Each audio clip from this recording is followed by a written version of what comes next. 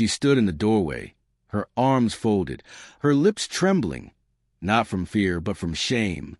"Please," she whispered, her eyes darting around as if I weren't even there. "Don't come to Alyssa's birthday." That was how it all started. Not with an argument, not with an affair, not with any dramatic confrontation. Just a request. One that shouldn't have stung as much as it did. "Why?" I asked. She hesitated, then muttered, as though speaking too loudly might shatter her words. "She's introducing her boyfriend. He's successful. I just don't want everyone comparing." "Comparing what?" I questioned, though I already knew. She looked away, avoiding my gaze. "I told him you had an accident," she whispered, quieter still, "that you couldn't make it, that you're recovering."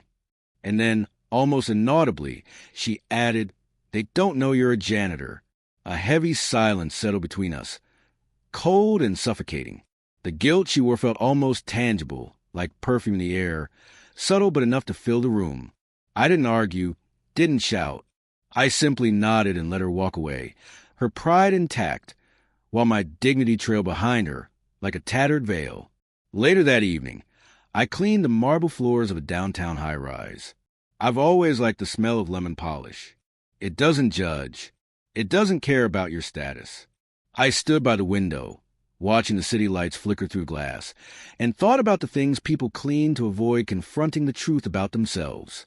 She used to care. Back when we had nothing, she used to call me her hard-working man. When I scrubbed hotel bathrooms to help pay for her nursing school, she said I was her hero. But somewhere between her graduation and her sister's influencer lifestyle, I became inconvenient. 2 nights later, I overheard her on the phone with Alyssa. "He's still recovering," she lied, her voice smooth. "Concussion. He's resting at home." I stood quietly in the hallway, unseen. My injury wasn't physical. It was to my soul. Alyssa's party was a grand spectacle of red and gold, streamed live across social media. Champagne glasses clinked, and laughter echoed louder than the music. Then, the moment arrived. Alyssa's boyfriend made his entrance. He was the epitome of success, in a tailored suit with perfect posture. The kind of man my wife had convinced herself she deserved. With pride in her voice, she introduced him. Then came the video call. I wasn't meant to be a part of it. I was in the kitchen, fixing a cabinet hinge. She told me it could wait. Her phone sat on the counter, screen facing up, with the call already connected. I had no idea it was live. "Wait, is that—" A voice cut through the chatter. Alyssa's boyfriend leaned into frame, his eyes narrowing before widening in recognition. "Hello, boss," he grinned. Time seemed to freeze. My wife's face drained of color as Alyssa's boyfriend smiled broadly. "I didn't know you were related to Mr. Keene," he said. "You work for him?" "He practically owns half the commercial contracts downtown. The nicest guy I've ever met." The silence that followed was thick and uncomfortable. My wife looked as though she had been slapped with a hard truth.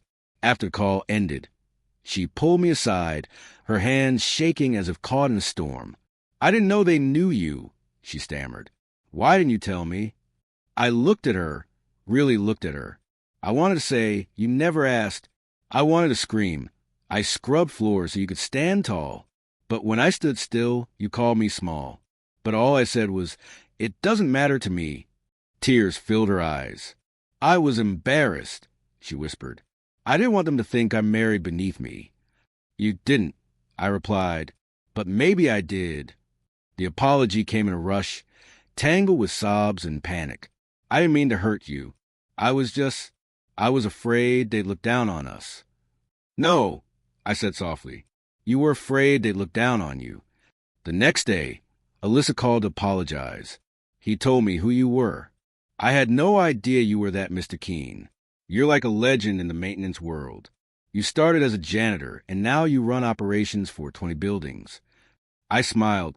"I still mop the floors when I need to," I replied. She paused for a moment. "Does my sister know?" I ended the call without answering. After that, my wife tried everything. Gifts, notes, promises to never lie again. But lies aren't erased with tokens and whispered promises. They're cleaned with truth, scrubbed slowly and painfully, like dried blood off a tile. I stayed silent, not because I hated her, but because she needed to face the truth. She needed to sit with the fact that the man she had been ashamed of had more dignity in one honest moment than all the polished lies she surrounded herself with. Weeks went by. She asked if I would come home.